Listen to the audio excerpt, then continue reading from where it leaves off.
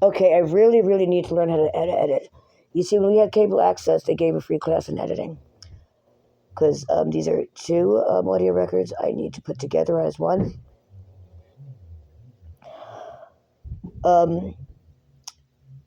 Yes, Jim Morrison, I'm like, well, logic and mathematics say he died of alcohol poisoning. But there's something else.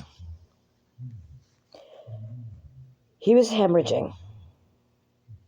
Maybe I should just do a new documentary because, see, I'm just realizing this part after I did the other one, so the mood changes, so I better put them together and take notes of myself and then rewrite the whole script.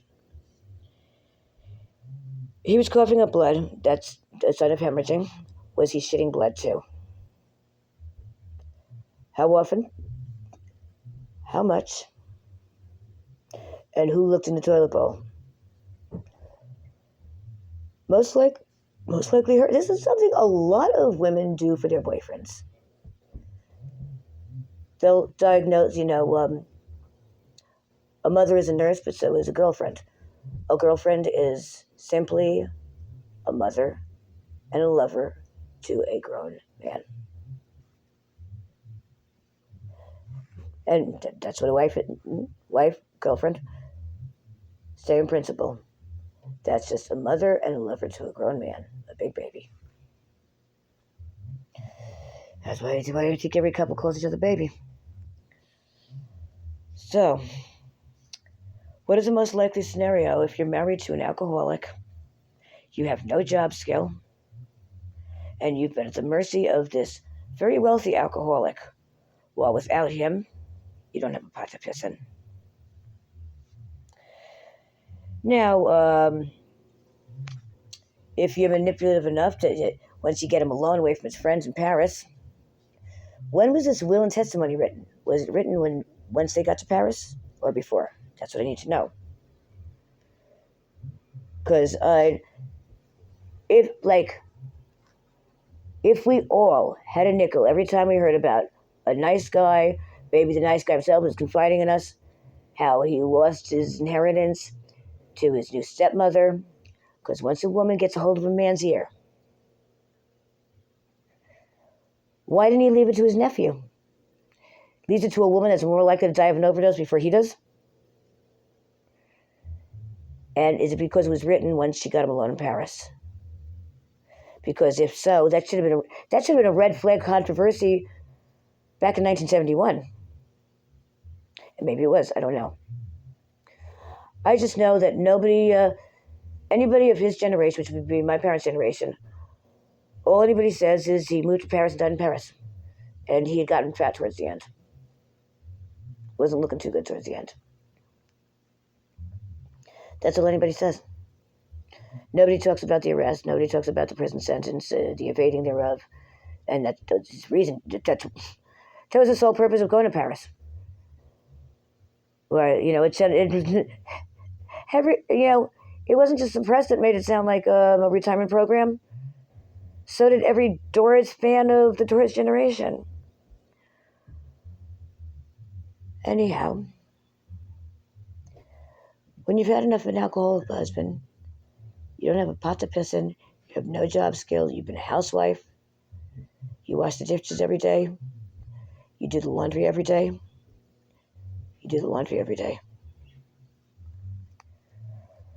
Was he going on the 4th day of his period and a heavy flow at that? Is that why they took his clothes off and claimed to have found him dead naked?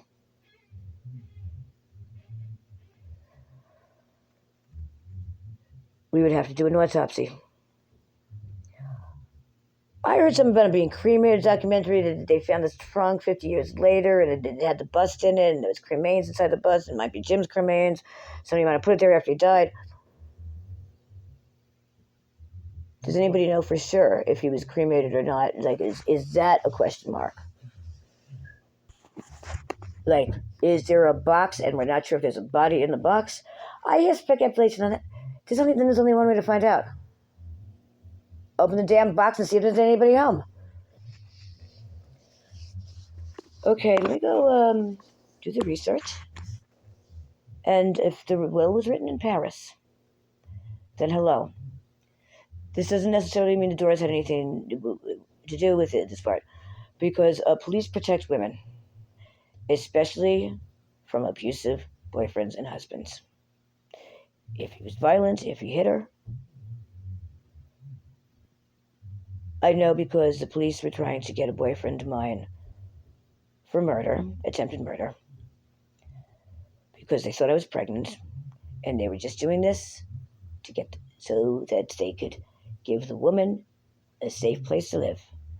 Because they knew that without him, I'll be on the street. They said, we don't suggest you stay here. He put his hands on you. And I'm like, well, then where would I go? And that's when they tried to get him for attempted murder. And the same for Pam. Where is she going to go? Like, if they suggest you leave him, and where the fuck do I go? So, as far as the nightclub owner not wanting to risk his license, that could have been a cover-up. So, the bathtub wasn't necessarily a cover-up of the nightclub owner.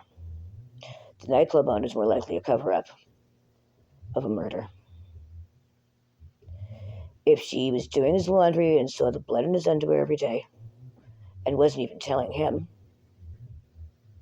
maybe even caused distractions when he would begin to look to make sure that he doesn't look, and just kept pouring him a drink, whether he asked for one or not, as he coughs up more and more blood, and she's praying, God, no, thank you, please, please, please.